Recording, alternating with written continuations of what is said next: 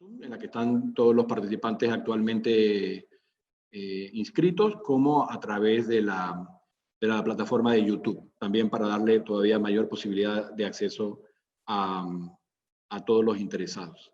Sin más, entonces, le damos la palabra al doctor Manuel Alcántara. Bueno, pues muchas gracias, Salvador. Muchas gracias al Instituto de Estudios Democráticos y al Tribunal Electoral de Panamá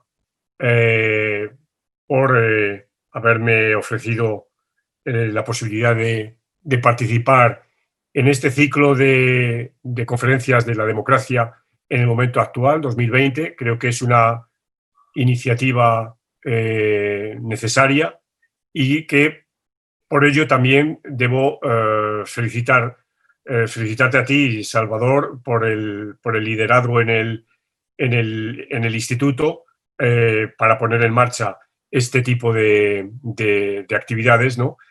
Y bueno, como está programado, me voy a ceñir en el tiempo a una presentación de 30 a 35 minutos y para luego, sobre todo, tener una conversación con las personas asistentes y, en la medida de lo posible, pues atender sus preguntas, sus críticas, sus cuestionamientos, sus comentarios en general, etcétera, ¿no? Yo creo que este es un mecanismo o un canal que permite muy bien este tipo de interacción. Tengo una presentación que quiero compartir con ustedes para hacer más, diríamos, más fácil o más benévolo el seguimiento, y me van a, desde el instituto, me van a ir ayudando para ir poniendo las distintas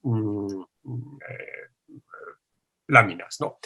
Bien, el plan que vamos a tener, y es la siguiente lámina, por favor, es el siguiente, ¿no? Se trata de cinco apartados. Si soy medianamente disciplinado, debo dedicarles a cada uno 6-7 minutos, ¿no? Lo primero, quiero plantear un poco la idea de qué ha pasado, cuáles eran las lógicas de la política en América Latina durante 40 años. Y voy a hablarles de los ciclos políticos que ha vivido la región. Luego me voy a referir a un momento, diríamos, que es un claro parteaguas, que es el año 2019, y que me dio para elucubrar un poco sobre un concepto o una adjetivización de la democracia, como es el de democracia fatigada. Se me puede acusar de que puedo entrar en la moda, como muchos otros colegas, ¿no?, de adjetivar la democracia. Yo justificaré, voy a intentar justificar por qué. Plantearé si estamos ante un nuevo ciclo político. Y esto, quizás, este ejercicio debería hacerse pensando que estamos en febrero del año 2020, ¿no? Pero de febrero, después de febrero viene marzo y sabemos lo que nos ocurre en el mundo, aunque ya en algunas partes ya febrero ya fue un mes dramático, pero sobre todo en América Latina, lo que supuso la excepcionalidad de la COVID-19. Y finalmente terminaré con unas reflexiones sobre el escenario político latinoamericano desde marzo del 2020. Reflexiones que estas últimas, pues que son tentativas, ¿no?, porque es un escenario político, como por otra parte siempre ocurre en la política, pendiente de cerrar, ¿no? O sea que hay mucho todavía de incertidumbre en lo que voy a plantear. Siguiente, entonces, lámina, por favor.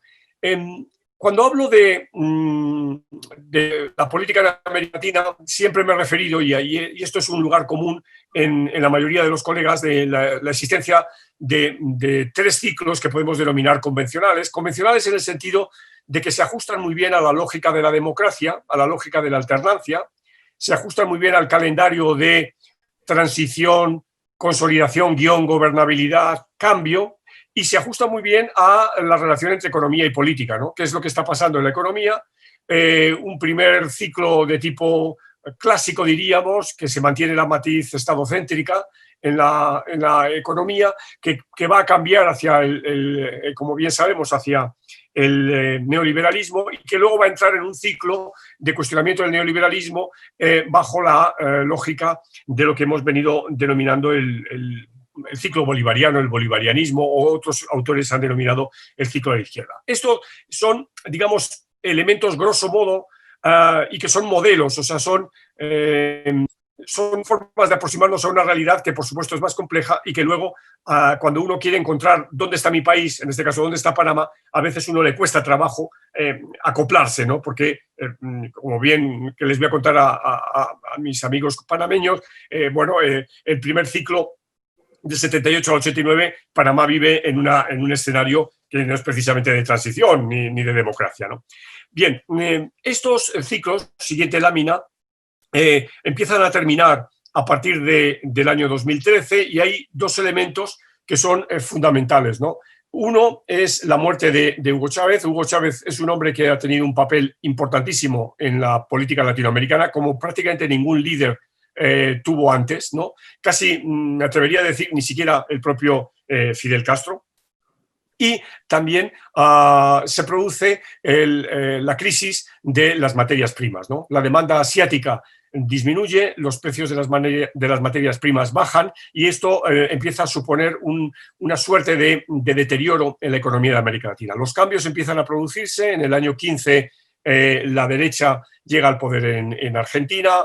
Al año siguiente Dilma Rousseff es desalojada del poder en Brasil por un juicio político, muere Fidel Castro, termina también el mandato de Rafael Correa en Ecuador y sube a la presidencia quien en principio se podía pensar que era su delfín, pero que no lo va a ser, que es Lenín Moreno, que va a hacer una política totalmente diferente, y llegan al poder en el año 18 en los dos principales países de América Latina dos figuras muy peculiares, ¿no? Como son Andrés Manuel López Obrador y Jair Bolsonaro. Luego diré por qué esto de la peculiaridad de estas figuras. Bueno, o sea, son cambios que nos hacen pensar en que algo empezaba a cambiar dramáticamente en la región y que esto va a culminar, siguiente lámina, por favor, en este año, que, como les decía antes, que creo que es un año decisivo, el año 2019, primero porque es un año en el que se producen elecciones presidenciales en 6 países y se cierra el ciclo electoral del 17, que había comenzado en el 17, ciclo electoral que, por cierto, tenemos un libro que presentaremos dentro de 15 días en la Feria del Libro de la ciudad de Panamá, y que estarán todos ustedes invitados porque el profesor y el doctor Harry Brown se va a ocupar digamos, de toda la organización del evento de la presentación del libro. Bueno, como digo, es un año electoral importante, pero en el que se da además una alternancia rabiosa, ¿no? Todos estos países que ustedes tienen en la lámina van a cambiar drásticamente de gobierno, ¿no? Claro, el caso que queda en pendiente es el caso boliviano, como inmediatamente voy a volver. Se disuelve el Congreso en Perú, que esto es algo insólito, solo lo había hecho anteriormente Fujimori y de una manera inconstitucional. En este caso es perfectamente constitucional, pero es algo novedoso. Hay elecciones primarias en la República Dominicana y el partido dominante hasta ese momento, 15 años lleva en el poder, el PLD, se escinde porque su expresidente por 2 mandatos, por 3 mandatos, aunque no de manera consecutiva, Leonel Fernández pierde las elecciones primarias y decide romper con el partido y crear un nuevo partido político. Hay elecciones municipales en Colombia, donde las principales ciudades son ganadas por coaliciones de centro-izquierda, de izquierda ecologista, etcétera. Y, como bien sabemos, el último trimestre del año 19 es un trimestre caliente porque la gente sale a las calles, ¿no? Hay grandes manifestaciones en Puerto Rico, en Haití, en Ecuador, en Chile, en Bolivia, ¿no? Y se produce la interrupción del orden político y la marcha atrás, en algunos casos, de políticas de ajuste y el replanteamiento, en cualquier caso, de políticas fundamentales que se habían llevado a cabo hasta ese momento. Y claro, todo ello además sobre la base de la anulación de las elecciones de Bolivia, ¿no? Algo que va a ser un shock para el país, pero también un shock para el continente que no está habituado a este tipo de situaciones. Bien. Entonces, por eso hablo 2019 como un año decisivo. Y este año decisivo, siguiente lámina, por favor, viene a abrir la idea de que algo está pasando en la democracia. Me van a permitir un paréntesis viendo esta lámina, que es una lámina en la que se recogen 5 índices de 5 variedades de la democracia en América Latina, según el Instituto de Variedades de la Democracia, en sus siglas en inglés VDEM, que tiene su sede en la Universidad de Göteborg y que mide la democracia a través digamos, de distintos perfiles, ¿no? Es como si la democracia fuera un pentágono y cada al lado de ese pentágono es una variedad que sobresale por algo, ¿no? De ahí que hable de democracia electoral, de democracia liberal, de democracia deliberativa, participativa e igualitaria, que son las gráficas que tienen ustedes ahí. La que pone plena sería un poco la media de todas esas. ¿Por qué me interesa que vean este gráfico? Este gráfico tiene, sobre todo, y son valores agregados, ¿no?, de las 18 democracias de América Latina, pero tiene 2 valores, si se dan ustedes cuenta de manera muy nítida. El primer valor es que hay una tendencia de las 5 gráficas, o las 6 si contamos la democracia plena, que repito es una suerte de media, un perfil ascendente hasta en torno al año 2012-2013, ¿no? Y a partir de ese año empieza a producirse un declive. No, yo creo que esto es digamos, algo muy objetivo. Los índices nos sirven para esto. Luego hay que leer más cosas en los índices, pero los índices es como la temperatura en el enfermo, nos permite saber cuando una persona tiene temperatura o no. Y la otra cosa que quiero que ustedes se fijen es la perfecta diferencia que hay en los valores de las 5 gráficas. Repito, olviden ahora la gráfica, la línea roja, ¿no? Habiendo digamos, una variedad de la democracia que es muy pobre, que es la democracia igualitaria, que si ustedes se dan cuenta es la línea verde y que es la de desarrollo más pobre, y 2 tipos de democracia como son por un lado, deliberativa y sobre todo la electoral. Me interesa subrayar la electoral, que es la negra, la línea continua negra, que claramente están en la parte superior. Es decir, esto me lleva a decir que la democracia en América Latina ha funcionado razonablemente desde la perspectiva electoral, ¿no? Y esto quiero que lo guarden por lo que vamos a ver a continuación. Siguiente lámina, por favor. Tiene esto su correlato en la diferencia ahora entre países.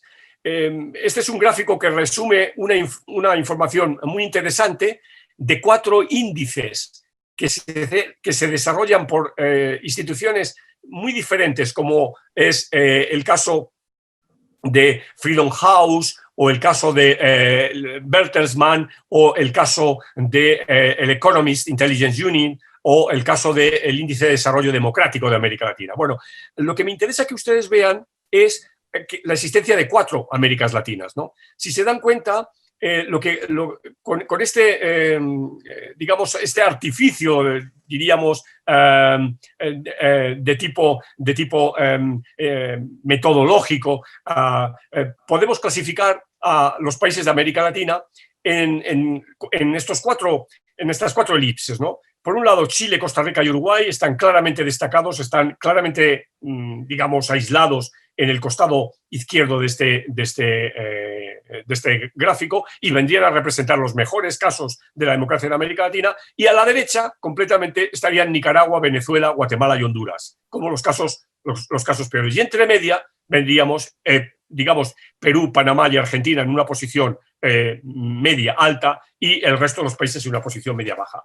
Este cuadro lo traigo a colación para que vean ustedes lo diferente que es América Latina, algo que es obvio, ¿no?, pero que siempre hay que recordar, sobre todo cuando como es mi caso ahora, se habla o quiero hablar de la región en general. Bueno, entonces, si conectamos con el que hemos visto antes, siguiente lámina, por favor, esto es lo que me ha llegado a mí a plantear este concepto de democracia fatigada. Por un lado, lo que sostengo es que estamos en un escenario en América Latina donde se mantiene de manera regular los procesos electorales. ¿no? Es decir, hay elecciones y las elecciones sirven para lo que sirven, es decir, para quitar del poder a quien la gente quiere y llevar al poder a quien la gente quiere, ¿no? Y esto se traduce en que hay una alternancia razonable en los países de América Latina, ¿no? Si nosotros vemos el índice de alternancias que hay en América Latina, es casi ideal. El índice sería de 0,50, ¿no? Que es la probabilidad de que se produzca alternancia una de cada 2 veces, ¿no? Que sería lo ideal. Bueno, pues el índice para América Latina es 0,56. Claro que hay países muy distintos a otros, ¿no? También, por otra parte, hay una participación electoral razonable, sostenida. Es decir, hay países donde se vota más, está vinculado con el voto obligatorio, por supuesto, y países donde se vota menos, ¿no?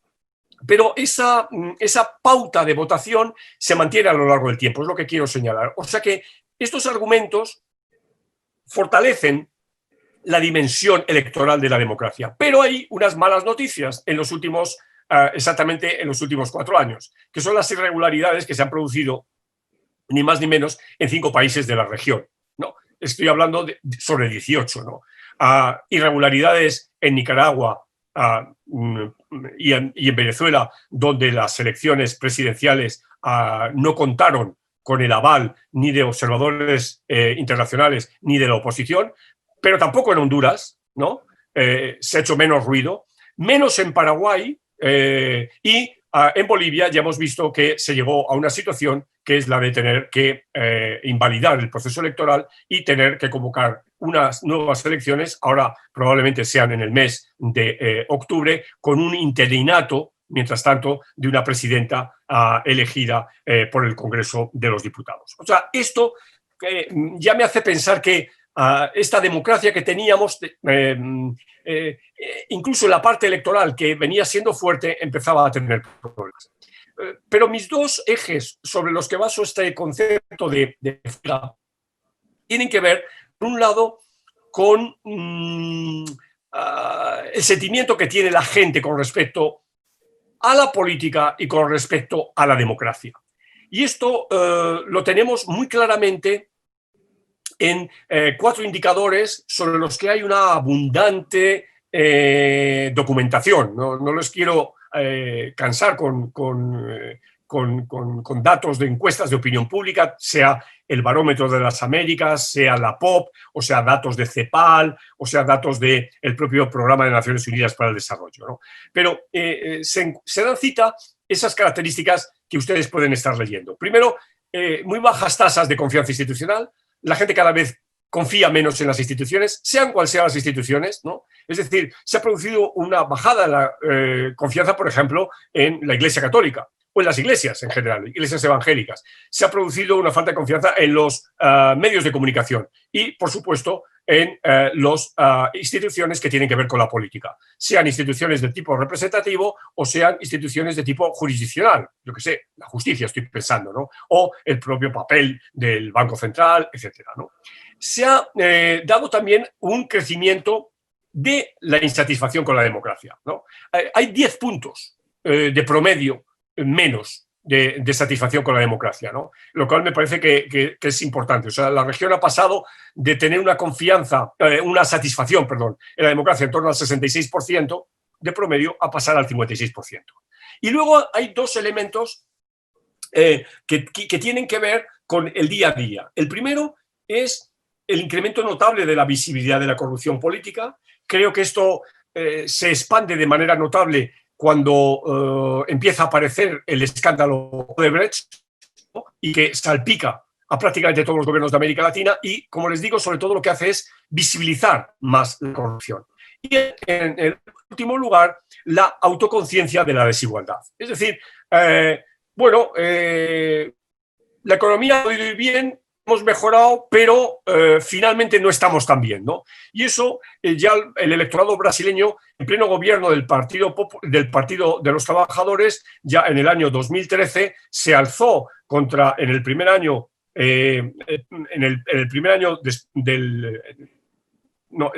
en el último año del mandato de Dilma Rousseff, precisamente porque veían que bueno, que lo que se esperaba del gobierno no satisface. Entonces, hay entonces una clara idea de malestar popular con la política. La segunda idea es más, si quieren, más en el ámbito de la politología, ¿no? Hay una crisis de representación. La crisis de representación, sobre todo, se articula básicamente en...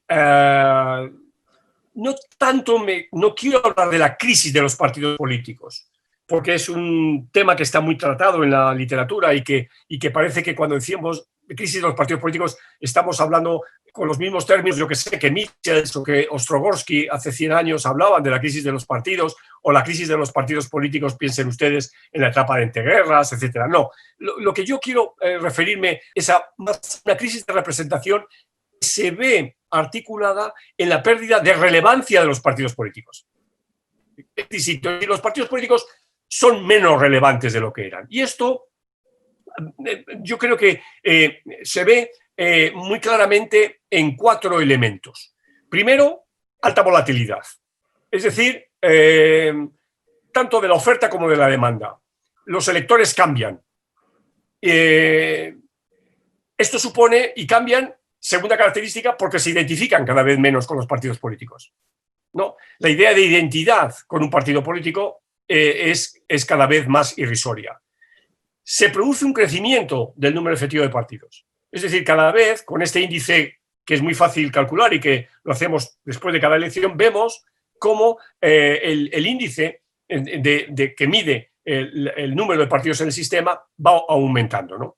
Y estos 3 elementos, que ya digo son muy claros de medir, se unen, por un lado, con un viejo tema que el profesor Lin ya había puesto de relieve hace casi ya 40 años, que es lo que él llamaba los vicios del presidencialismo, ¿no? O sea, el presidencialismo tiene una serie de efectos sobre los partidos políticos que de alguna manera los hace irrelevantes, porque lo que importa es la figura del presidente. Y esto me voy a la última línea de esta columna de la derecha, cuando planteo el incremento de la personalización de la política en torno a candidatos, más que en torno a partidos. Y aquí es donde esto lo enlazo con las figuras de Bolsonaro y de López Obrador, ¿no? Que serían 2 ejemplos muy claros de política personalizada en hombres fuertes, en candidatos fuertes, que sus partidos son irrelevantes, ¿no? Ambos habrían sacado el mismo porcentaje, es decir, más del 50%, Bolsonaro en segunda vuelta, Andrés Manuel en la primera vuelta, yendo con el partido político que fuera, ¿no? Morena no deja de ser un juguete de Andrés Manuel López Obrador. Lo mismo le pasó a Bukele, ¿no? Pero lo mismo le había pasado prácticamente antes a Pedro Pablo Kuczynski en el caso peruano. Es decir, los partidos políticos dejan de ser relevantes para llevar a alguien al poder y son campañas electorales muy personalizadas en las que las redes sociales juegan un papel muy importante, en las que tienen, digamos, una fuerza notable. Este es mi escenario, entonces, de democracia fatigada, y así yo veía la región en diciembre del año pasado, es decir, cuando estábamos terminando el ciclo electoral. Siguiente, ¿no? Y paso a la otra etapa que me refería al principio. Siguiente lámina, por favor. Esto significa que estamos en un nuevo ciclo político. Yo me preguntaba en enero, en febrero del año pasado. Yo decía, pues yo creo que sí. Y esto primero porque hay un lastre de esta democracia fatigada, de lo que acabamos de ver. El presidencialismo sigue estando ahí. Hay una banalidad partidista, no repito argumentos que acabo de decir, pero además, sobre todo, se daba una circunstancia muy interesante, que era el retorno de las Fuerzas Armadas al escenario político. Es curioso cómo las últimas crisis de la gente en la calle, o la propia crisis boliviana, o la propia andadura de la política brasileña, uno sabe perfectamente que hay más militares involucrados en la vida política. Evidentemente no es el involucramiento que los militares tuvieron en los años 60 o 70 del siglo pasado, pero hay una presencia muy clara, ¿no? Y esto me parece que incrementa el lastre sobre la democracia, ¿no? Porque, digamos, los militares, además, son llamados a la política como una especie de tecnócratas de lo público, tecnócratas del Estado. Esto sería entonces una idea. Segunda cuestión, hay que pensar, y esto tengámoslo presente para la parte final de mi exposición, ¿qué pasa con las bases sociales de la política? Es decir, la política no se da en el aire, ¿no? La política no es un juego de ajedrez en un tablero que no sabemos dónde está. No, la política se hace en una sociedad concreta. Se hace en Panamá, o se hace en Costa Rica, o se hace en Colombia, o se hace en España, ¿no? ¿Y cuáles son, digamos, esos? Algo ya lo dije antes, ¿no? Primero, el peso recurrente de la desigualdad, ¿no? Es decir, las sociedades latinoamericanas siguen siendo profundamente desiguales. Cierto es que hay datos que confirman que la desigualdad en prácticamente todos los países de la región bajó en los últimos 30 años, pero bajó de una manera muy insuficiente, ¿no? O sea que permanece un patrón de desigualdad que a veces es una desigualdad de la capital frente al resto del país, otras veces es dentro de la capital, otras veces es dentro de comunidades, es decir, comunidades afros o comunidades indígenas en sociedades con una fuerte presencia de pueblos originarios, etcétera, ¿no? Se produce esta desigualdad, ¿no? Y esta desigualdad pesa porque es percibida como algo que requiere reparación, una suerte de reparación. En segundo lugar, esta idea de la corrupción rampante, ¿no? Esta idea de en qué medida, y este autor argentino, Oscar Oslak, insiste mucho en ello, en qué medida las rentas, o sea, el Estado rentista y el Estado es capturado por sectores que hacen de él un botín, bien porque capturan servicios o bien porque utilizan el Estado para la corrupción. Pensemos el caso, por eso cité antes el caso de Odebrecht. Entonces, esto ha tenido una incidencia muy grande, antes decía, en la desconfianza, pero a mí ahora lo que también me anima a que pensemos todos juntos esto es en sociedades que están muy descompuestas porque no encuentran diría, una especie de ancla, ¿no?, a la que aferrarse para su acción cotidiana, ¿no?, para la vida cotidiana. Y finalmente hay que hablar a los enormes cambios que se han producido en torno a la propia sociedad, en torno a esta idea de identidades múltiples, ¿no? Esta idea de que las claves sobre las que la sociedad se venía articulando históricamente, o por lo menos me podría referir a los últimos 100 años, pensemos ustedes conmigo en la identidad de género, la identidad de clase social, la identidad religiosa, ¿no? Eran identidades todas muy fuertes, ¿no? Y si nos damos cuenta, estas identidades se han ido, de alguna manera, difuminando en la medida en que la gente puede ser varias cosas a la vez, ¿no? Y no necesariamente encasillarse como se encasillaron sus padres, se encasillaron sus antepasados. Entonces, este sesgo hacia las identidades múltiples hace que nos enfrentemos a una sociedad muy, alguien puede decir viscosa, luego voy a usar la palabra líquida, pero que en cualquier caso resulta muy difícil construir algo sobre una sociedad que poco menos que es arenosa, ¿no? y que los cimientos son complicados estructurarlos ahí.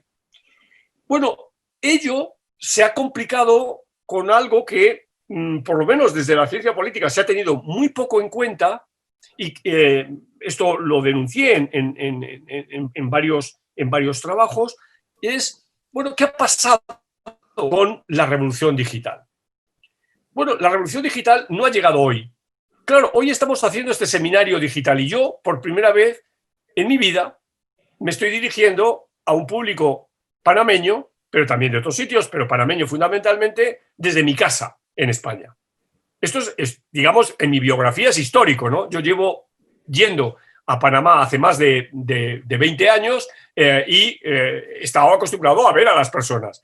Es decir, teníamos la tecnología, había una revolución digital, pero bueno, esto se ha disparado. Pero se ha disparado en los últimos meses, pero lo que quiero subrayar es que esto ya estaba.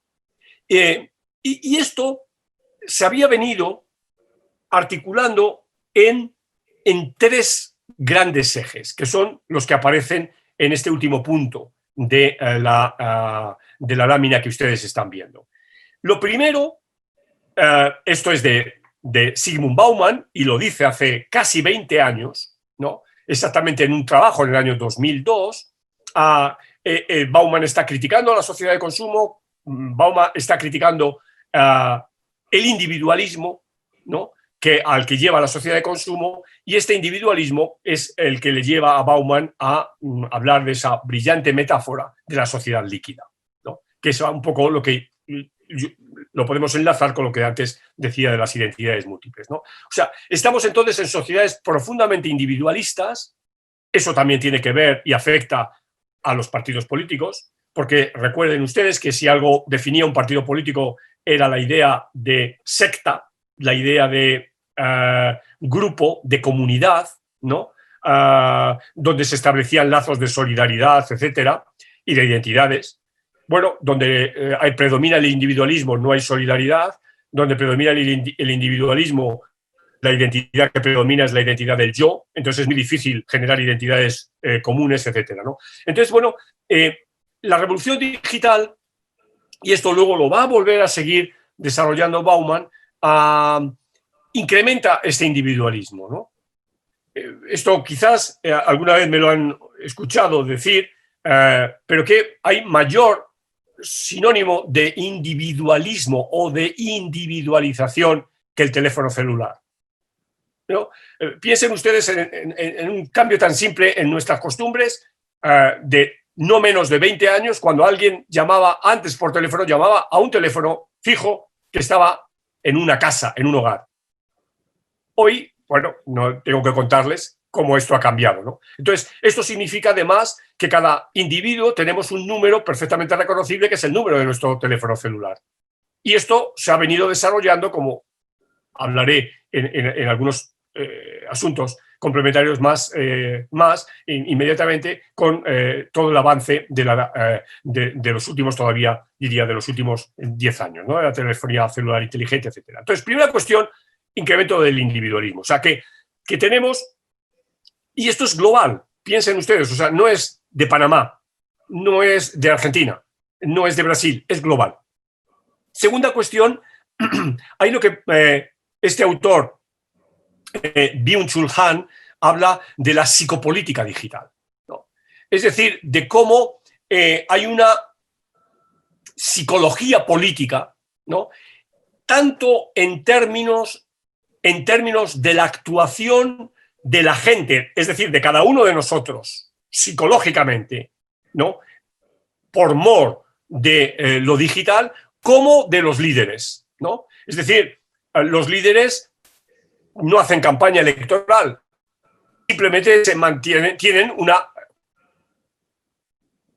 toman sus decisiones, hacen sus comentarios, suben sus fotos, etcétera, a través de sus redes sociales. Es decir, y hay una actitud entonces que afecta directamente a la psicología del líder, pero también a la psicología de cada uno de nosotros, ¿no? Cuando decimos que fulano es un influencer, o cuando decimos que tenemos X miles de seguidores, o cuando decimos que tal tema es un trending topic, ¿no? Es decir, hay un tema que como es de psicología tan individual o grupal, tiene que ver enormemente con el comportamiento. Y dentro del comportamiento hay un comportamiento que es comportamiento político, sea el comportamiento político de cada uno de nosotros como electores o el comportamiento del político de los líderes buscando los votos. Bueno, y entonces hay una psicopolítica digital.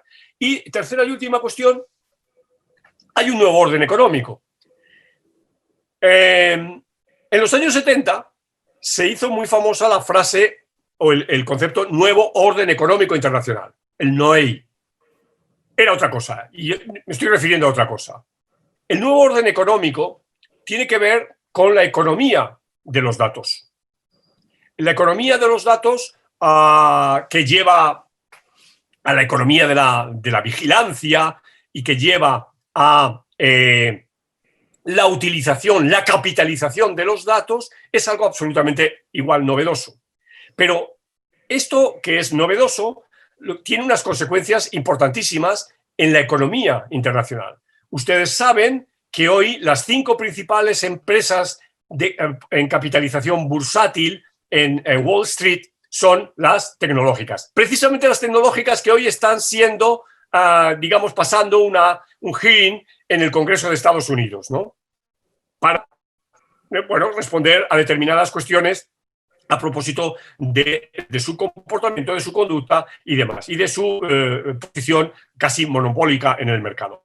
Pero entonces lo que me interesa que destaquemos es que esas 5 empresas son las que manejan los datos que se han producido a través del proceso de la revolución digital y con las que tienen unas plusvalías enormes. Bueno, ese es el nuevo orden económico al que me estoy refiriendo, porque es un nuevo orden económico en el que se incorporan 2 cosas que hasta hace mucho tiempo solo los muy especialistas habían escuchado hablar de ello. Una es Big Data y la otra es inteligencia artificial. Entonces, esto, digamos, sienta las bases para un nuevo ciclo político. Pero, siguiente lámina, esto era en febrero, esto era en enero, pero en marzo, en febrero, en enero empiezan a llegarnos noticias de Wuhan, en febrero ya hay unos brotes importantes en el norte de Italia, en Madrid, en Cataluña, en alguna otra ciudad europea, y en América Latina la tenemos, esto que llamamos la pandemia de la COVID-19, la tenemos en el mes de marzo. Y es excepcional. Es una pandemia que es excepcional. Ustedes han leído muchas cosas en los últimos meses, están cansados, pero me van a permitir que resuma en 6 ideas que me parece que son muy importantes, ¿no? Bueno, primera cuestión es que esto ha crecido acorde con la era exponencial en la que vivimos. Es decir, los cambios que se producen son exponenciales, ¿no? El cambio en que desde que se creó el primer teléfono alámbrico hasta que lo tuvo 100 millones de personas, pasaron 40 años. Desde que se crea el teléfono celular hasta que lo tienen 1.000 millones de personas, apenas pasan 10 años. No, eso es a lo que me refiero en temas de la era exponencial, ¿no? Entonces, ese crecimiento se produce en la COVID. Por supuesto que ha habido pandemias anteriores, pero no ha crecido, segunda idea, a la rapidez que ha crecido esta pandemia. Tercero, el alcance es universal. Es decir, hoy podemos ver los datos de la COVID en cualquier país del mundo y ver que efectivamente es un fenómeno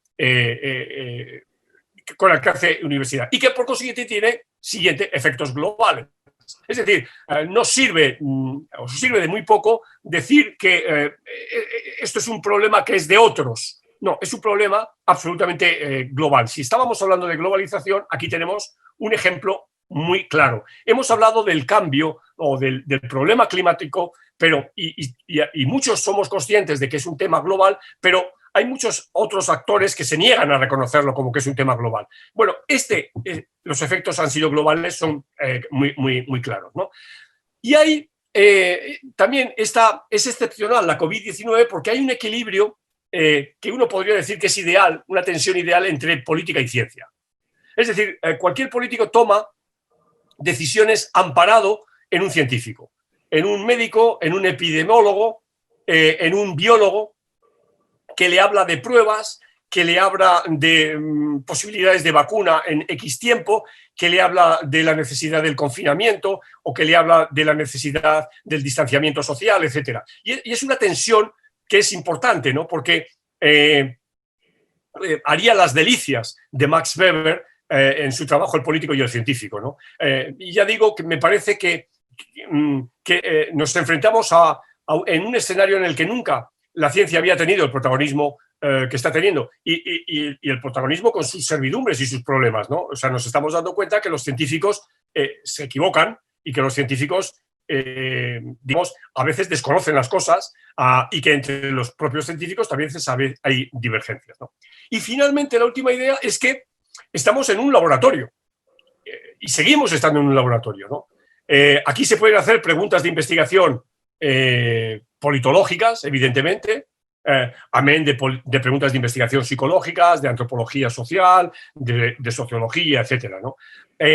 Se pueden utilizar métodos con aproximaciones cuantitativas, es decir, contar casos, etcétera, etcétera. Sobre esto voy a volver ahora mismo, pero otras también cualitativas. Y podemos analizar cuestiones que tienen que ver con el comportamiento, por ejemplo, de los presidentes o de los gobiernos, o el comportamiento de los ciudadanos a la hora de seguir las instrucciones que dan los gobiernos o los consejos que recibimos de personas medianamente, digamos, informadas, pero también de políticas públicas, ¿no? Es decir, políticas públicas que tienen que ver con, lo estamos viendo, con la ampliación de camas de terapia intensiva, de cuidados intensivos, la ampliación de ayudas sociales a aquellas personas que han perdido el trabajo, que no pueden salir a trabajar, etcétera, ¿no? Y que tiene que ver con políticas públicas. Entonces, ya digo, esto es un enorme laboratorio que hemos tenido, que seguimos teniendo y que, aprovecho, sobre esto estamos haciendo un libro sobre precisamente la COVID y la respuesta política a la COVID en América Latina entre marzo y junio pasado, ¿no? Siguiente. Ahora bien, no solo es que estemos en un problema o en un tema de excepcionalidad, siguiente lámina, por favor, sino que hay aspectos muy interesantes, ¿no? y que yo quiero, me resisto a no comentarlos muy, muy brevemente porque, digamos, si se quiere, esto es algo marginal, pero fíjense, un tema que cualquier científico, sea un científico, diríamos, de los que llamamos duros, es decir, un médico, un biólogo, un epidemiólogo, o un científico social, de los que llamamos blandos, ¿no? O sea, un politólogo, un sociólogo, es el problema de los datos, ¿no? Y el problema de los datos en la pandemia es muy importante, ¿no? Porque tiene que ver con dos problemas a su vez, con el problema de la medición y con el problema de la recolección de los datos. Y creo que también ustedes están familiarizados y seguro que en algún momento lo han hablado con sus amigos, lo han hablado digamos, en alguna reunión social o demás, o lo han pensado, ¿no? La medición, ¿no? ¿Qué es un caso, ¿no? ¿Cuándo sabemos que alguien está realmente infectado por COVID? ¿Cómo sabemos que una persona realmente ha muerto por COVID o ha muerto con COVID? ¿Es lo mismo morir por COVID que morir con COVID? ¿No? Bueno, pero a efectos estadísticos es muy importante. Les pongo el caso sin salir de mi país. En mi país las cifras oficiales de fallecidos por COVID son en torno a 29.000. Sin embargo, estadísticos, haciendo las proyecciones de las personas que en una circunstancia normal, por las series históricas que tenemos, deberían haber muerto, y los que han muerto realmente, la cifra es de 44.000. 29.000 frente a 44.000. Y esto lo vemos en las cifras internacionales. En Bélgica han contado de la segunda manera, por eso las cifras en Bélgica son tan altas. En Alemania no han contado de esa manera, por eso en Alemania las cifras son tan bajas. Es decir, que esto que puede ser baladí es fundamental cuando queremos hablar de problemas reales, ¿no? Además, sabemos que si hacemos muchas pruebas PCR, vamos a tener más casos, lógicamente. Si no hacemos pruebas de PCR, vamos a tener menos casos, por lo menos casos en términos de infectados, ¿no? Y finalmente, sabemos, para, digamos, asombro, que los asintomáticos, ¿qué pasa con los asintomáticos, ¿no? Y los asintomáticos pueden ser transmisores, pero ojo, también les voy a decir una maldad, que probablemente también ustedes han pensado. Los asintomáticos pueden esconder algún tipo de operación política. Es decir, yo puedo decir, estoy contagiado, pero soy asintomático. Si yo no tengo una validación de un médico ajeno que diga, sí, efectivamente, yo tengo que creer a esa persona, a Manuel Alcántara, que está diciendo que está contagiado.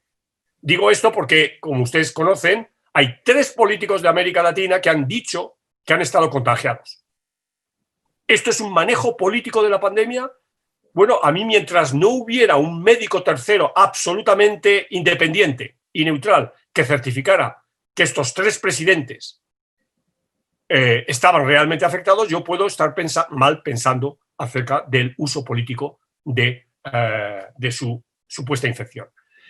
Y segunda idea es la recolección. Claro, piensen ustedes las famosas imágenes terribles en Guayaquil, finales de marzo, principios de abril, ¿no? Cadáveres en las calles, cadáveres en los pasillos de los hospitales, etc. Es decir, ¿qué capacidad tienen los estados para que la captura de esos datos y la transmisión de esos datos y que no se nos pierdan esos datos, ¿no? Y hay qué control de agencias independientes, lo que les decía a propósito de la infección de estos presidentes, tenemos para saber de la calidad de los datos. Bueno, yo creo que estos son elementos que y les está hablando, claro, un profesor universitario, pero creo que para hablar académicamente tenemos que tenerlos en cuenta, y a veces hemos pasado demasiado alegremente en esta pandemia sobre estos 2 problemas, ¿no? Siguiente. Y ya voy terminando. Esto es muy rápidamente.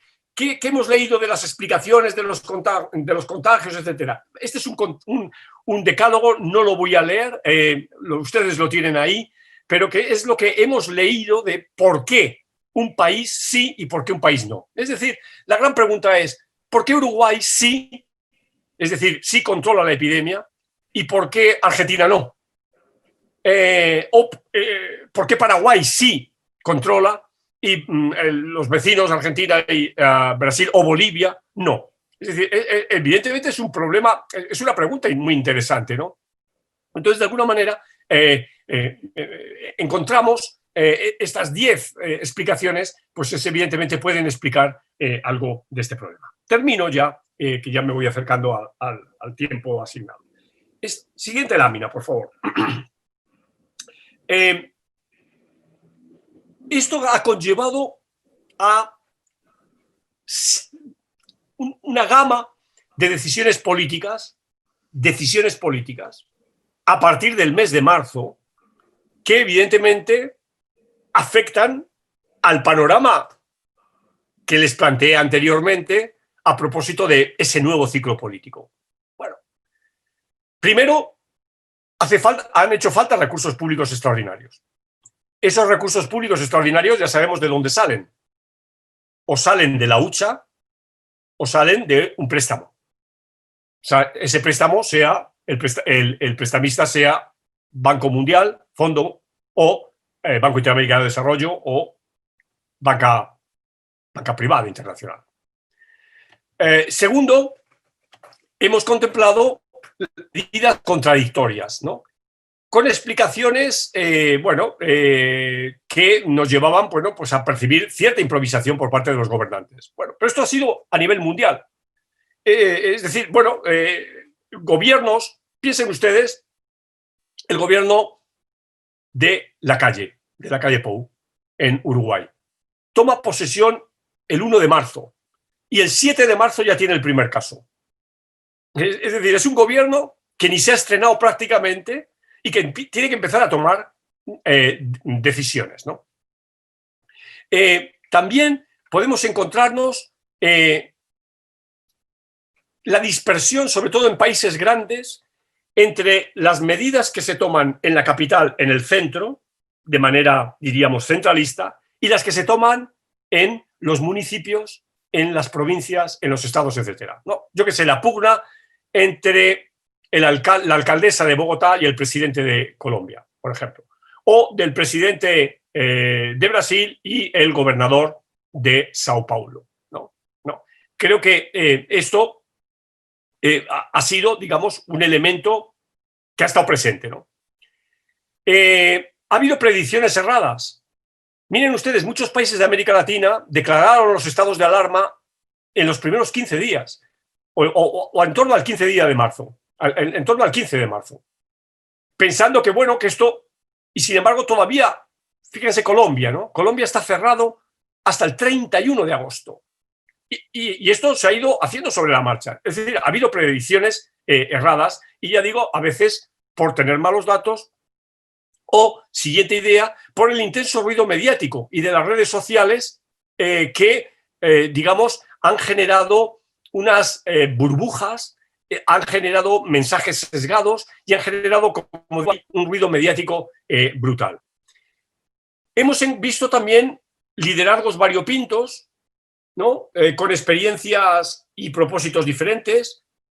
Vuelvo a poner el caso del presidente colombiano.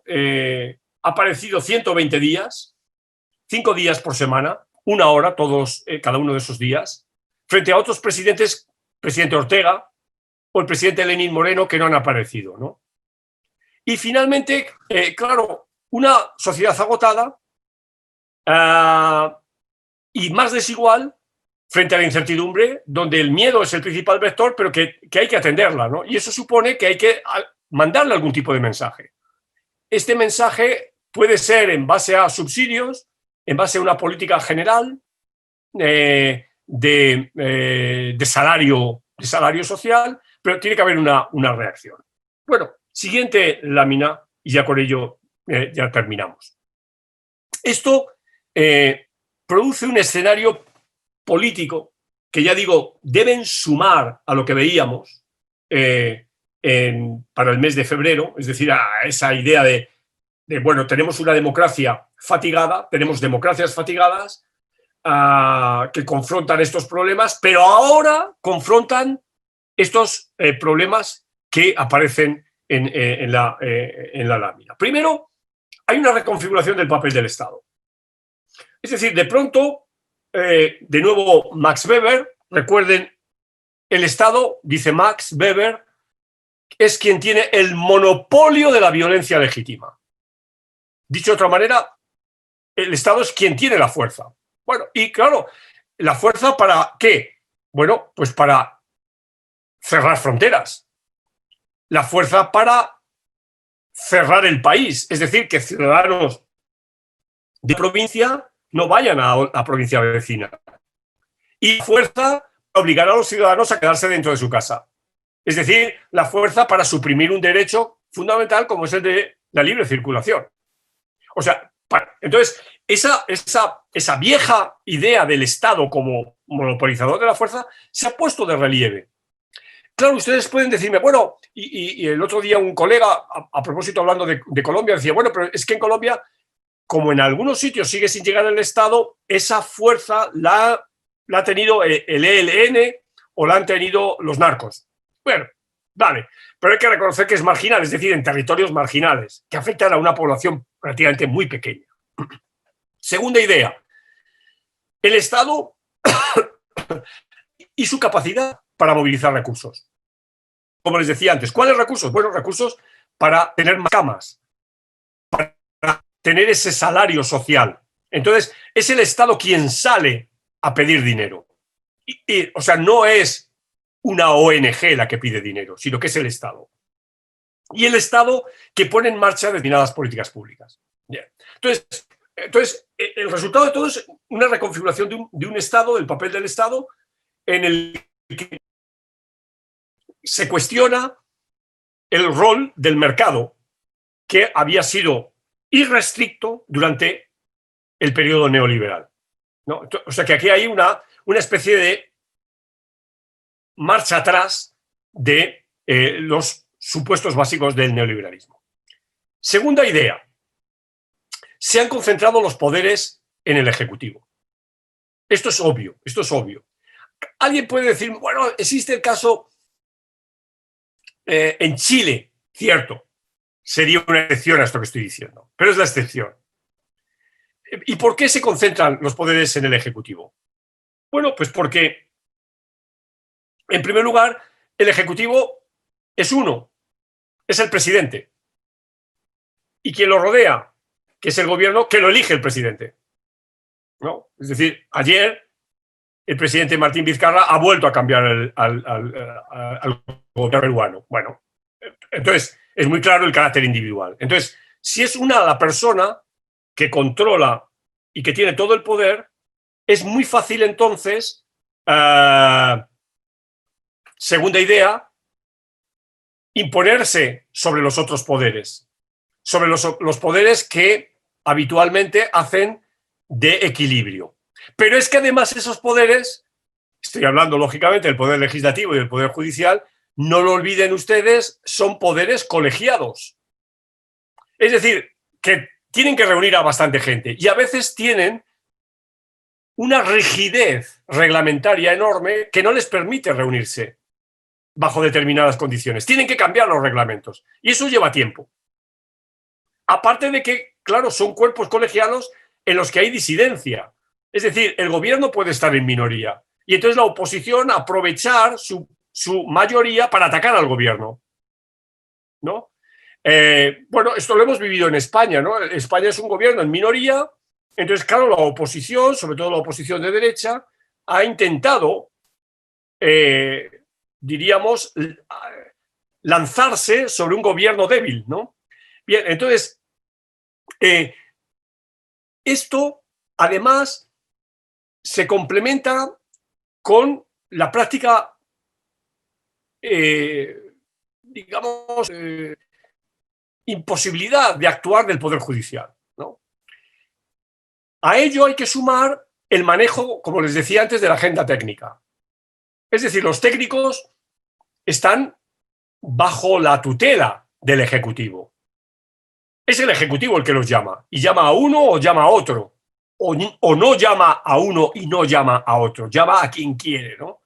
Y de alguna manera entonces hay un manejo de esa agenda desde el Ejecutivo y también hay desajustes informativos, pero dentro de estos desajustes informativos quien mayor capacidad de ajuste tiene es el Ejecutivo, porque tiene una única voz.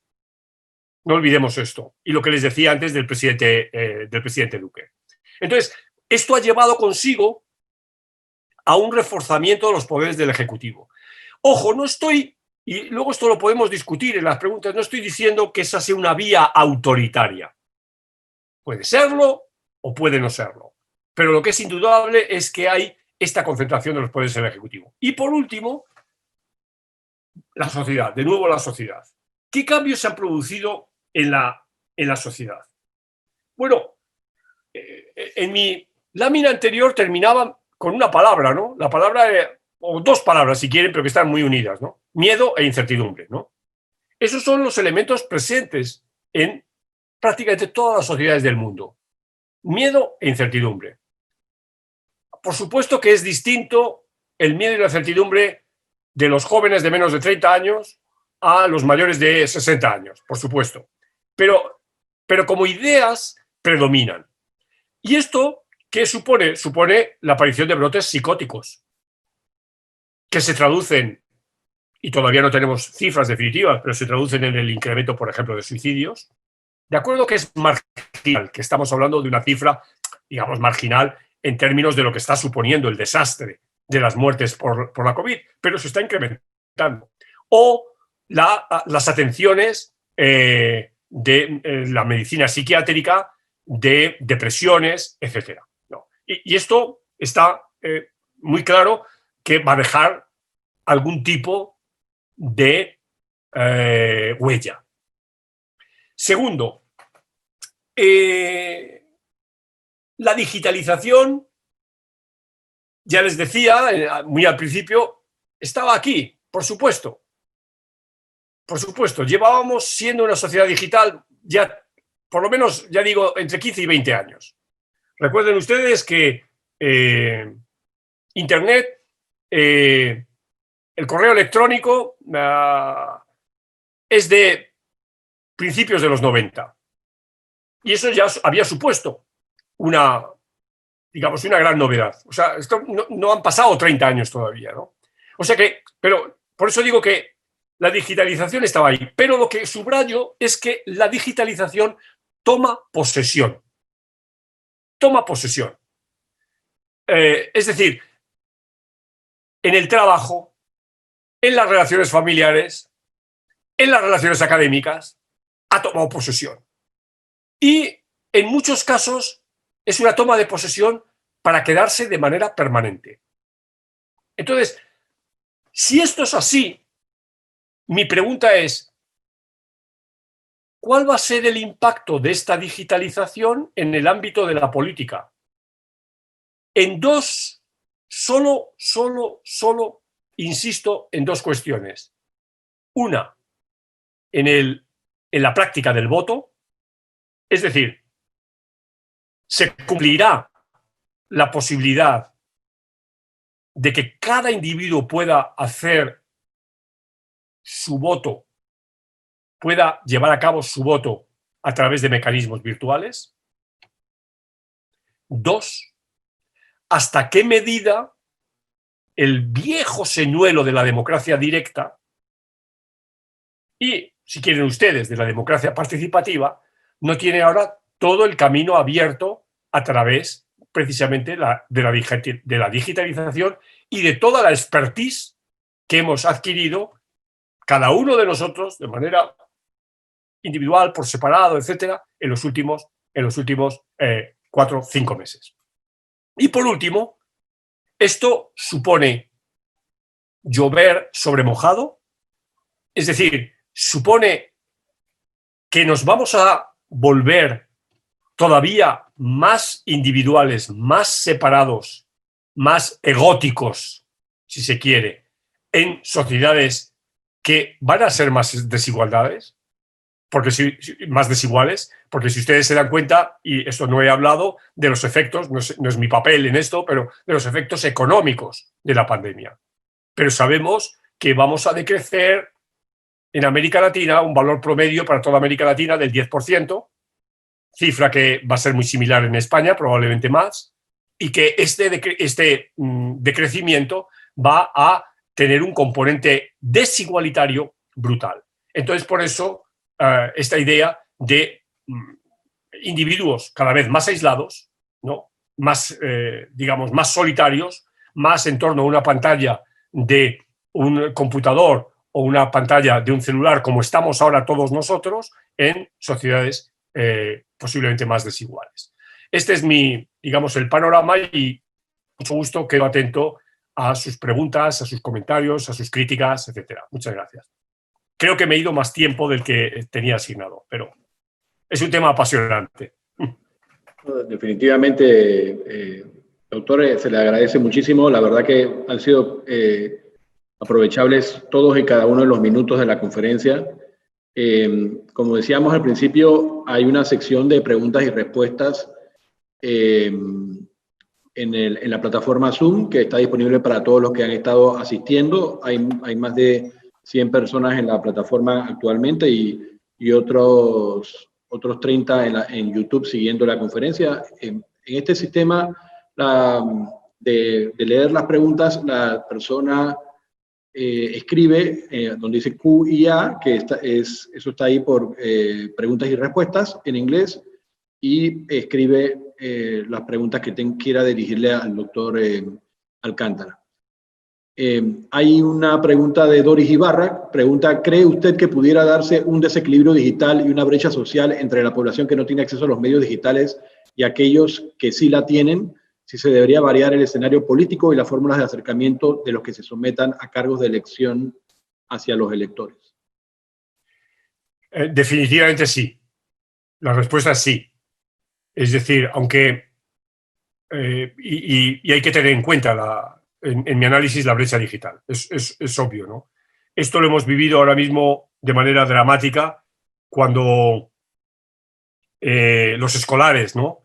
Se les ha mandado a su casa y, bueno, no pasa nada, chicos y chicas, iros a casa porque podéis hacer allí los trabajos, etcétera. Y, bueno, y algunos pues se han encontrado que no tenían acceso porque no tenían un computador o porque tenían red en la casa y demás. O sea que sí, definitivamente sí. Este es un elemento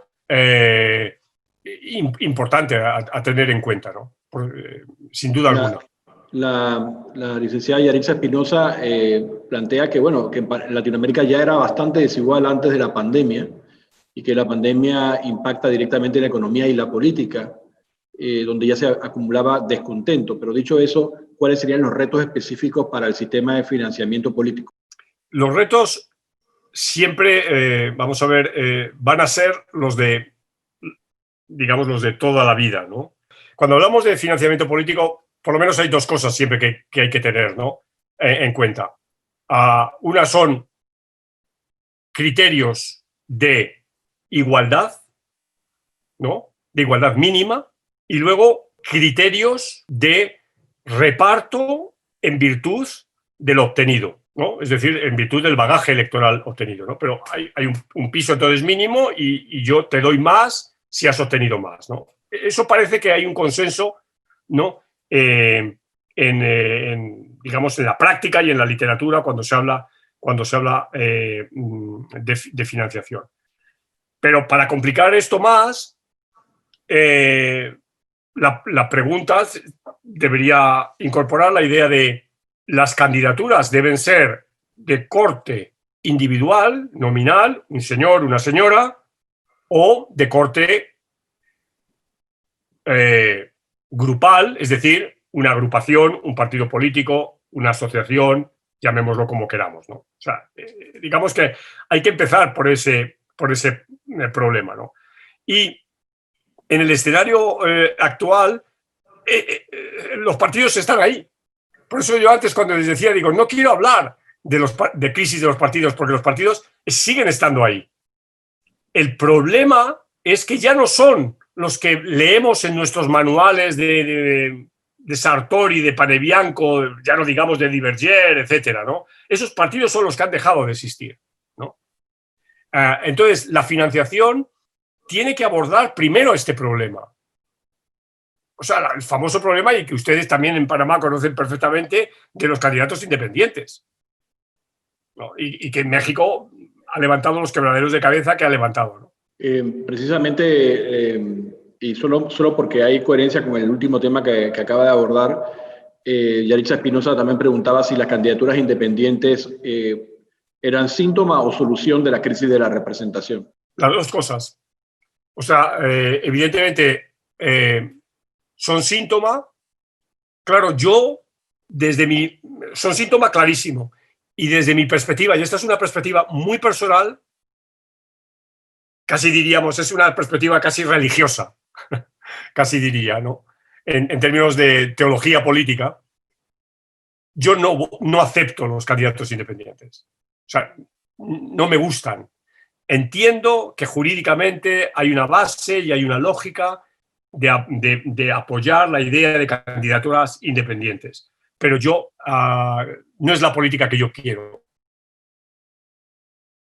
El partido político sigue desempeñando una serie de funciones que son irrebatibles.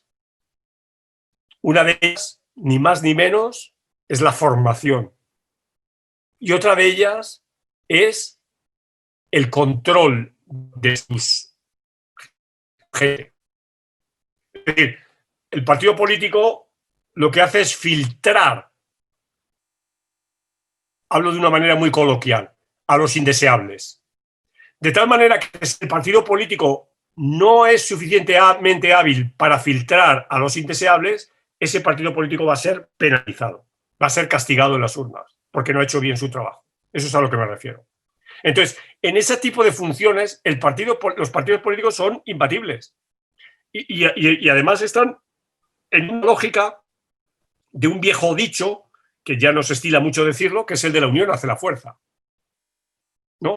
Es decir, que la acción colectiva siempre va a ser más rica que la acción individual, ¿no? Porque se suman, hay una serie de sumatorios, de sinergias que no se dan cuando un candidato se presenta de manera individual, ¿no? Lo que pasa es que, bueno, dicho esto, y por eso es un síntoma, es decir, si hay candidatos individuales es porque los partidos están naufragando en otra serie de problemas. Uno de los asistentes pregunta qué rol tiene la tributación como problema político en esta reconfiguración del Estado y lo público ante el mercado y lo privado. ¿Qué rol tiene la tributación? ¿Quiénes pagan? No, total, fundamental. O sea, de nuevo, fundamental, claro. Es decir, si no hay una política fiscal que permita tener un fondo para la política, todo lo que podamos hablar es pura especulación. La política cuesta dinero. O sea, la política cuesta dinero. Eso, digamos, eso es una lección que debía darse en el primer año de la escuela primaria y repetirlo todos los años. La política cuesta dinero. Y cuesta nuestro dinero, el dinero de los contribuyentes. Por eso es un dinero, si se quiere, más, entiéndanme la expresión, más sagrado, ¿no?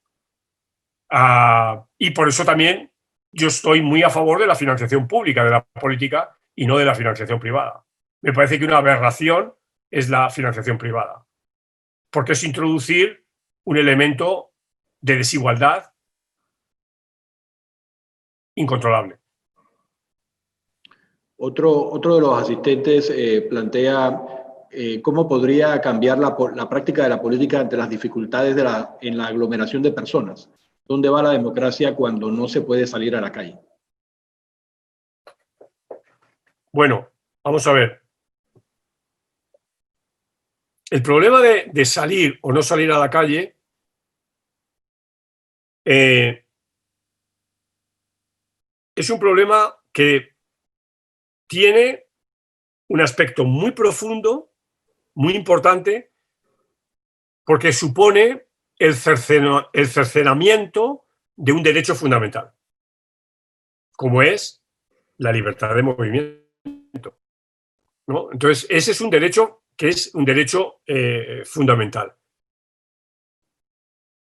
Ahora bien, ese derecho fundamental se vincula a el derecho a la vida. Es decir, si por yo salir a la calle estoy poniendo en peligro la vida de mi vecino,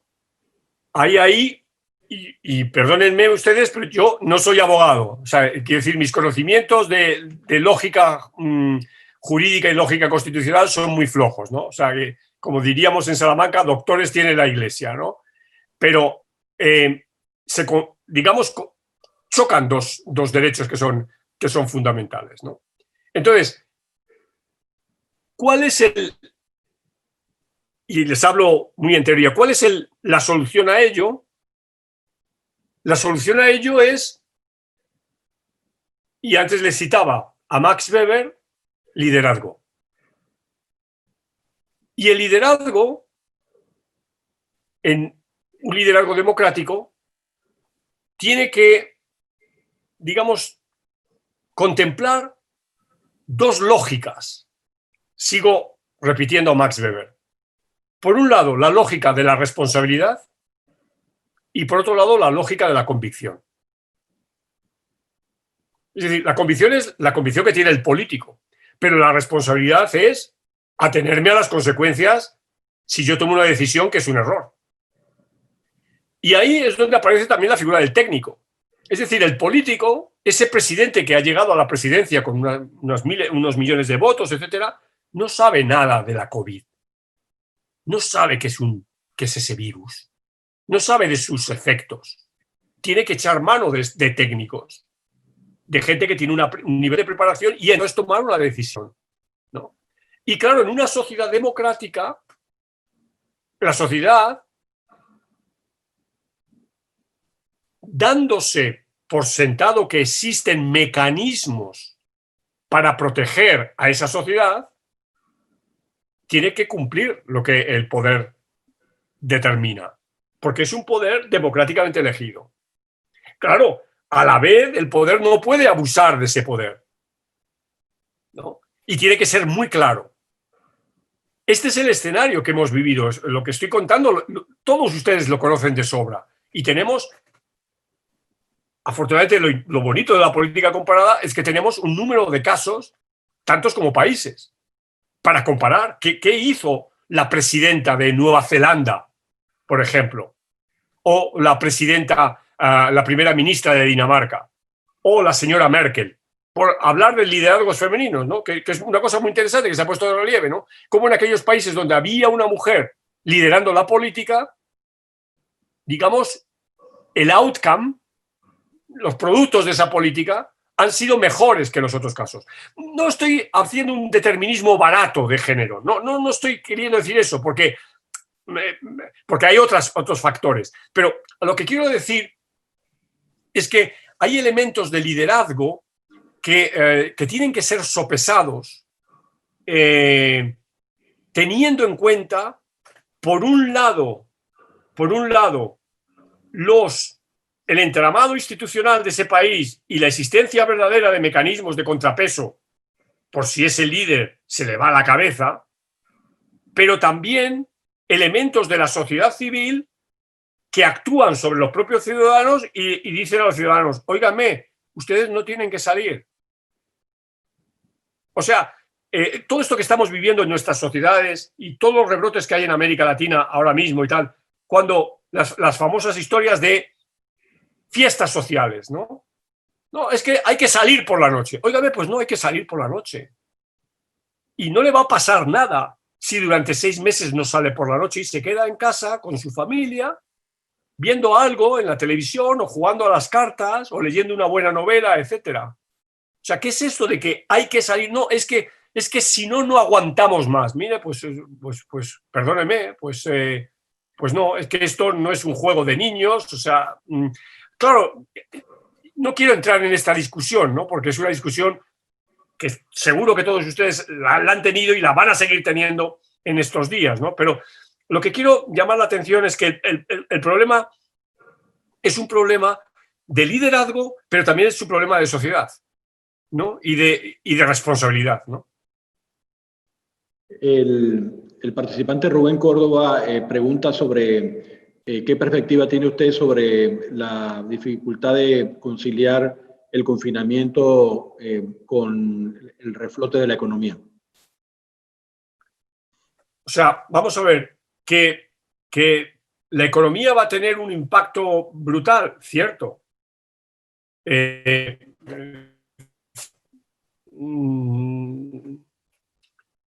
No me gusta, pero como eso ya voy a hacer la comparación, no me gusta comparar esto con las guerras, porque las guerras es otro tema, ¿no? O sea, no tiene nada que ver, ¿no? Pero ya que lo he dicho, hagamos la comparación. Mire, pues es que la guerra han destruido todo. Bueno, pues claro, es que ha habido una guerra. Bueno, pues aquí no han destruido todo porque no se ha destruido todo, pero sí se han destruido cosas, ¿no? Todos lo sabemos, ¿no? Y ustedes en Panamá tienen uno de los principales aeropuertos de América. Bueno, hoy sabemos que uno de los grandes perdedores de todo esto en mucho tiempo va a ser la aeronáutica. Porque primero, mucha gente va a tener miedo. Pero segundo, muchísimas de las actividades que nos llevaban a tener que viajar se van a suplir por este tipo de actos como el que estamos haciendo ahora. Entonces se va a viajar menos. Y además eso va en consonancia con una visión verde de la vida en la que todos éramos conscientes de que uno de los principales elementos contaminadores era los aviones. Entonces, bueno, es decir, mire, yo soy piloto de avión, yo soy trabajo en el sector aéreo y tal, pues he perdido, pues lo siento, pues ha tenido usted mala suerte. Pero por otra parte le ha ido muy bien durante 40 años, porque los pilotos de avión vivían de maravilla. Ahora, ¿los pilotos de avión van a entrar en desempleo? Pues sí. ¿Son perjudicados de esto? Sí. El sector hotelero, el sector de turismo, les hablo de un país que su Producto Interior Bruto, ya no sé si es el 14, el 15%, depende del turismo, ¿se ha hundido? Sí, se ha hundido. Pues bueno, es decir, hay consecuencias. Esto de la COVID no es un chiste, porque a la vez estamos viendo los cientos de miles de muertos que hay y no solo los cientos de miles de muertos que hay, sino de las personas infectadas que van a terminar teniendo secuelas importantes. O sea que su calidad de vida va a ser mucho peor.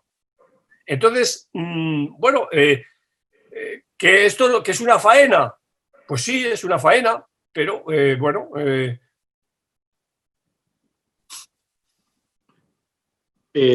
El doctor Carlos Guevara Mann, que conoces bien, Manolo, pregunta si podemos esperar una vuelta a rupturas dramáticas del sistema democrático en América Latina, o más bien un deterioro prolongado y progresivo de la democracia.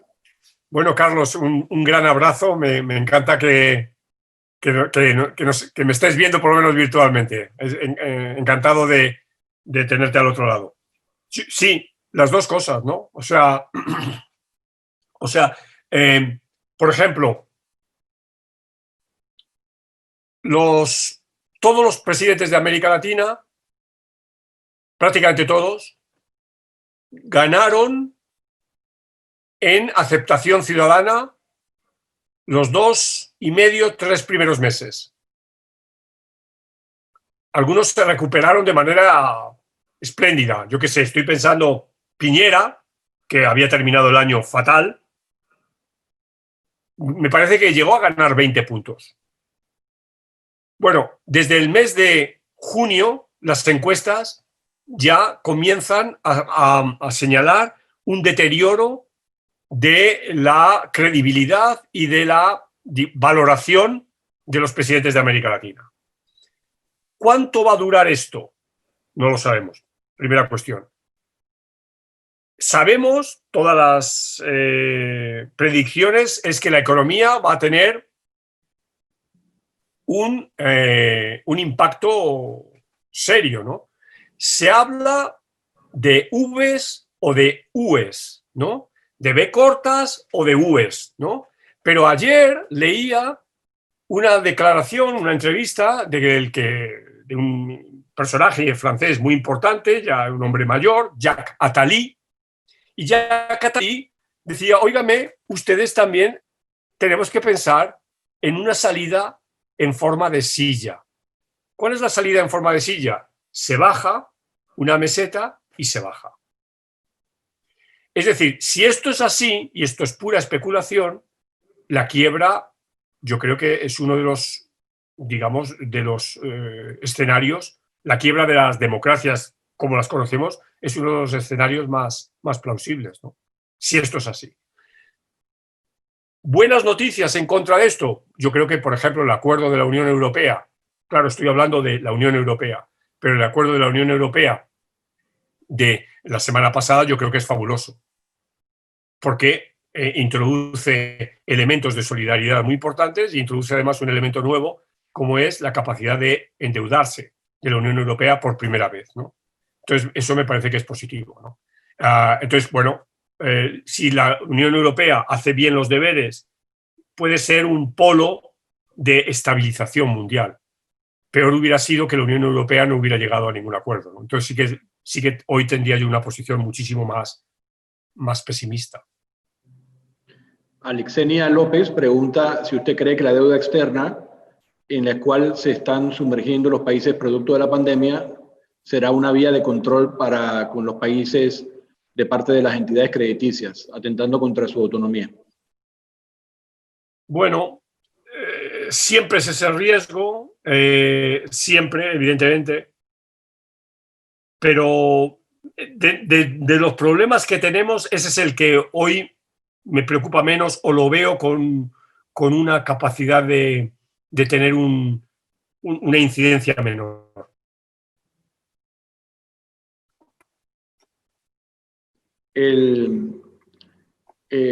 Hay una participante, Lourdes Solanilla, que pregunta por los perfiles específicos de Panamá en los índices de democracia que habías estado presentando. No sé si los tienes presentes. No, precisamente no lo tengo en otro archivo, seguro, pero lo puedes ver, si buscas them, o sea, B corta, guión, dem, ahí puedes entrar ahora mismo y lo puedes estar viendo ahora mismo. Otro participante pregunta sobre si es saludable que los gobiernos se endeuden de manera exagerada por atender a la población durante el COVID-19. Bueno, no les va a quedar más remedio. La siguiente participación del señor Antonio Rodríguez es sobre expresiones como las recientes del presidente de Estados Unidos sobre la posibilidad de suspender las elecciones en ese país. ¿Qué impresión le causa esa propuesta? Bueno, digamos, articulistas de mucho peso hayan puesto de relieve, primero es absolutamente inconstitucional, y segundo, bueno, pues es una manera de hacer ruido, de contaminar una vez más el clima político, de generar dudas. Bueno, yo creo que es una tracería más de este personaje nefasto. La doctora Lina Vega, que también conoces bien, pregunta sobre el caso de Guayaquil, que parece haber ido a contracorriente en el fortalecimiento del Estado por la implicación del sector privado en la solución de la crisis sanitaria. ¿Qué impresión te produce esa experiencia? Bueno, es que claro, fue un colapso de tal magnitud que digamos que en parte comprendo la posición de Lina, y aprovecho también, Lina, para mandarte un abrazo, en el sentido de que contradeciría la idea del reforzamiento del Estado, ¿no? Pero, dicho esto, esto fue sí al principio, y además también sabemos que digamos que el empresariado de Guayaquil es un empresariado muy dinámico. Y hay que señalar otra cosa. En Guayaquil la pandemia empezó en los barrios, diríamos, más, por usar una terminología que nos entendemos, más burgueses, ¿no? Era gente que venía de pasar vacaciones en Europa la que trajo la pandemia, y a través del servicio doméstico se transfirió a los sectores populares, ¿no? Entonces, no es de extrañar que el sector privado tuviera mayor protagonismo, ¿no?, en esos primeros momentos. Pero creo que salvo esos primeros momentos, luego no se puede decir que haya tenido una mayor imbricación. Alexenia López pregunta sobre el tema de las votaciones digitales y la presión para la modernización y digitalización de los temas electorales. Desde la perspectiva suya, pues digamos, preguntan si no cree susceptible, digamos, a eso, a ilegalidades y fraudes. Vamos a ver, yo creo que este es un tema, me parece que es absolutamente fundamental. Durante 100 días, 120 días, los que sean, la gente ha permanecido confinada en sus casas.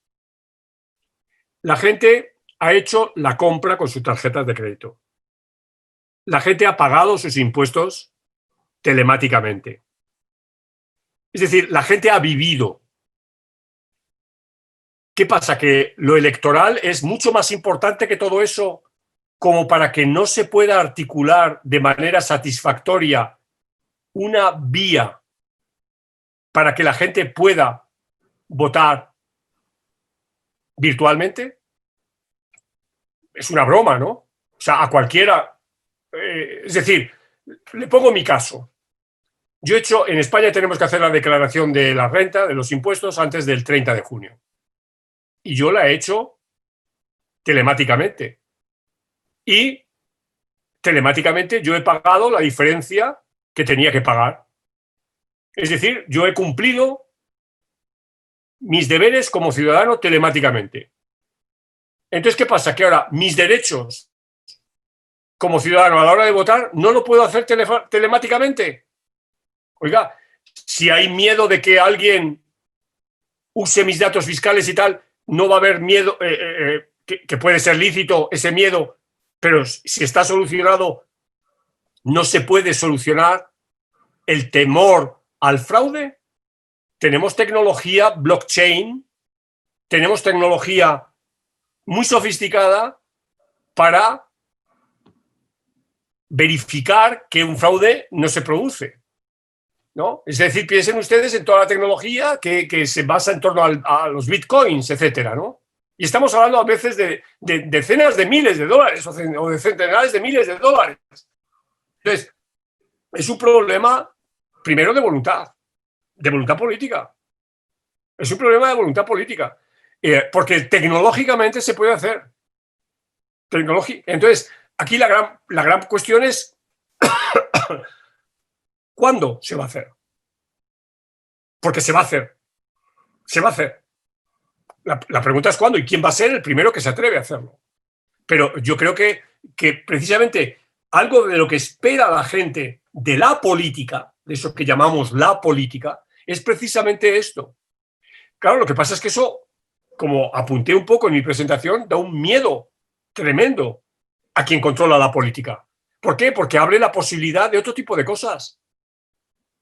Abre la posibilidad de, lo dije antes textualmente, de la democracia participativa. El famoso sueño de la democracia directa rusoniana. Miren, el filósofo al que me he referido anteriormente, Byung-Chul Han, él tiene una expresión que me encanta, porque dice, cuando Rousseau se refería a la voluntad general, Rousseau estaba hablando de la media aritmética. La media es un concepto, claro, estamos acostumbrados en el colegio, nos enseñan la media de 4, 3, 7, 2 y 1. ¿Cuánto es la media de esos 5 números? Pues se suman y se divide por el número de números que era. Y eso es la media. No, pero filosóficamente, el concepto de media es finalmente un algoritmo. Y los algoritmos, ya estamos familiarizados con esta palabra, igual, es de estas palabras que hace 2 años solamente la gente muy técnica la utilizaba, ahora la utilizamos todos. El algoritmo está absolutamente incorporado en la lógica de funcionamiento de Google, de Amazon, etcétera, etcétera. Luego, entonces, ¿por qué esto no puede estar en la política?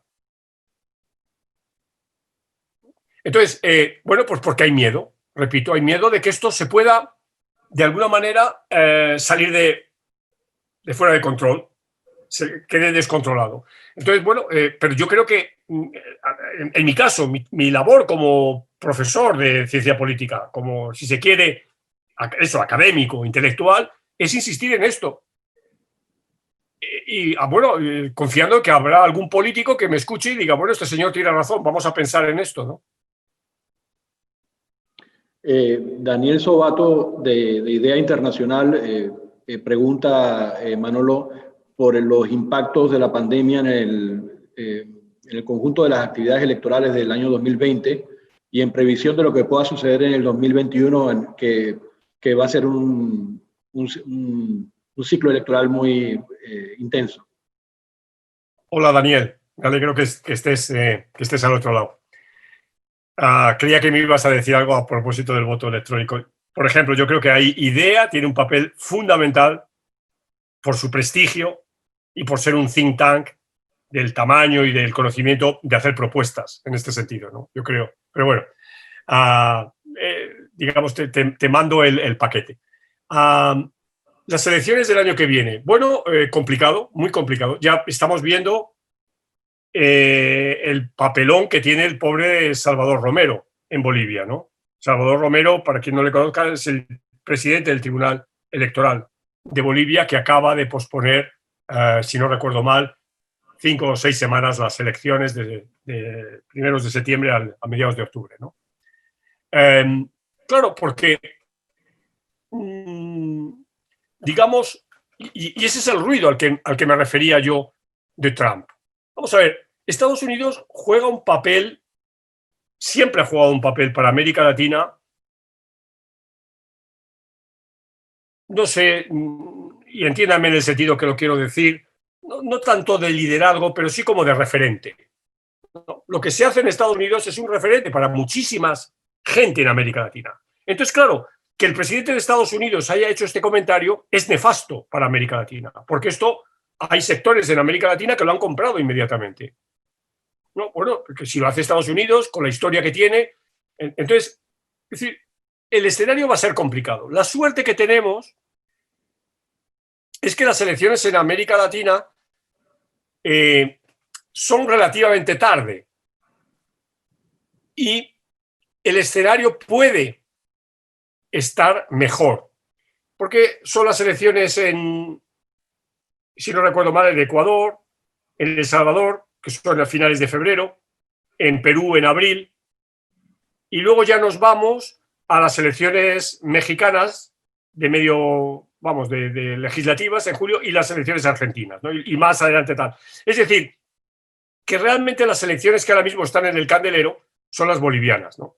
Que, claro, precisamente son las elecciones traumáticas. ¿Por qué? Porque vienen de la anulación de un proceso traumático, una anulación traumática, ¿no? Una anulación siempre es traumática. Entonces, claro, no es solo la pandemia, es que hay algunos actores que piensan que se están marcando las cartas. Entonces, esa es la complicación, ¿no?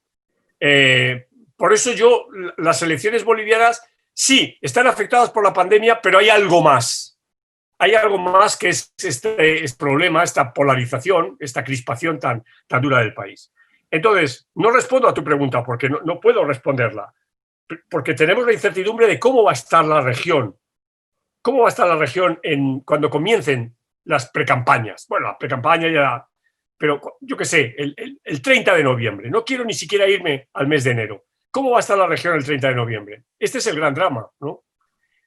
Porque a río revuelto todo el mundo va a querer jugar con aquellas condiciones que mejor le puedan beneficiar. Eso parece indudable. Entonces, en ese escenario, yo creo que el futuro vuelve a ser muy malo. Muy malo. Y ahí, de nuevo, yo creo que instancias como idea internacional, como yo que sé, la Unión Europea, pero también como yo que sé, el Centro Carter o la academia, etcétera, tiene un papel muy importante, ¿no? que jugar, ¿no? El participante Riquelme Sánchez pregunta por alguna recomendación suya sobre el rol que los propios ciudadanos deben jugar o debemos jugar en la promoción de la igualdad y la equidad en la sociedad en las circunstancias actuales. Bueno, no me puedo alejar de los manuales, ¿no? Los manuales nos dirían, hay dos palabras, ¿no? O dos conceptos, ¿no? Por un lado, el concepto de cultura política y por otro lado, el concepto de capital social. Sabemos claramente que a mayor capital social, que significa confianza interpersonal y confianza en las instituciones, las cosas van mejor. Y a mayor cultura política, que tiene que ver con la evaluación, el conocimiento y la afección con respecto a lo político, mejor va la política. Y eso tiene que ver mucho con los ciudadanos. Por supuesto que también, de nuevo, el poder, los que están encima, pueden canalizar cosas, pero es evidente que si los ciudadanos no se ponen la camiseta de ciudadano, las cosas van a cambiar muy difícilmente. Se me puede decir, es muy difícil ponerse la camiseta de ciudadano cuando vivo en condiciones miserables, cuando no tengo los servicios mínimos, cuando vivo en la informalidad, etcétera, ¿no? Es muy difícil hablar de ciudadanos. Entonces volvemos al tema de la desigualdad, ¿no? Una última pregunta, doctor, se refiere a la relación entre los organismos centrales y los gobiernos locales, que también en Panamá es parte del debate público sobre cómo organizar la respuesta frente a la pandemia. Seguramente hay experiencias internacionales que nos pueden hablar de la articulación o la falta de articulación entre los gobiernos locales y los gobiernos centrales. Claro. De nuevo aquí entran dos variables. La primera es la liza política, ¿no? O sea, no hay que olvidar que en la liza política hay amigos y enemigos. Entonces, la oposición en el poder central puede controlar determinados ayuntamientos importantes o determinados departamentos o provincias importantes. Entonces, usarlo políticamente contra el poder central. Y al revés, ¿no? El poder central sabe que no controla el ayuntamiento de la principal ciudad del país. Pensemos Argentina con Buenos Aires, pensemos España con Madrid, ¿no? Ni Buenos Aires ni Madrid, la capital federal, ni la ciudad de Madrid son del mismo color que el gobierno argentino y que el gobierno español. Entonces, claro, ahí, digamos, es una baza de confrontación o de, si se quiere, de desgaste político importantísimo. Entonces, claro, este es un elemento que está en la política. La política está hecha de esa naturaleza. No pensemos que la política es una cosa de buenismo, etc. Conflicto. Entonces, la gran cuestión es cómo se ejercen, cómo se ponen en marcha mecanismos para suavizar. Antes, y aquí me viene muy bien la pregunta anterior, solo si hay una sociedad civil potente, si hay un capital social importante, se puede amortiguar. ¿A qué me refiero? Miren ustedes, si hay un empresariado potente que dice al señor presidente de la República y al señor alcalde o jefe de gobierno de Ciudad de Buenos Aires, óigame, esto es más serio, por favor, aparquen sus diferencias políticas en este momento. Es posible que pueda sacar adelante función. Quien dice el presidente de la patronal, dice el presidente de la conferencia de universidades. O, si quieren ustedes, el presidente de la conferencia episcopal. O el presidente de... o el líder de la confederación de sindicatos, etcétera. Es decir, para eso sirven los actores sociales, económicos, culturales, etcétera, ¿no? Pueden hacer de amortiguación. Si no, es muy difícil. O sea, no hay parámetro político que arregle este tipo de disonancia cuando los políticos se tiran a matar. Cuando los políticos se tiran a degüello. Uno puede decir, bueno, ¿y por qué esto no sucede en Alemania? Bueno, pues porque precisamente en Alemania, que es un Estado federal y donde podría haber problemas de manera brutal entre los Länders, las ciudades, el gobierno federal, etcétera, no sucede. Bueno, pues porque hay una sociedad civil muchísimo más armada, ¿no? Que no permitiría, y la propia Angela Merkel o el propio presidente del Land de Hesse no se permitiría entrar en ese juego porque sabe que saldría perdiendo, ¿no? Bueno, doctor, primero que nada, reiterarle nuestro agradecimiento. La verdad que verte siempre es una alegría y aunque las condiciones en el mundo no sean las mejores, por lo menos hemos tenido la oportunidad de vernos por la plataforma Zoom y compartir tus reflexiones con el colectivo acá de panameños preocupados por los temas democráticos y con mucha otra gente que ha conectado con esta conferencia para escuchar tus palabras y tus reflexiones. Para el Tribunal Electoral y para el Instituto de Estudios Democráticos es un verdadero privilegio haberte tenido como conferencista y esperamos seguir contando contigo para muchas otras actividades, ojalá que presenciales.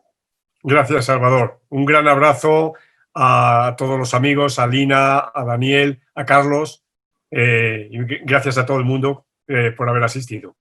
Gracias. Hasta pronto. Gracias. Cuídate mucho.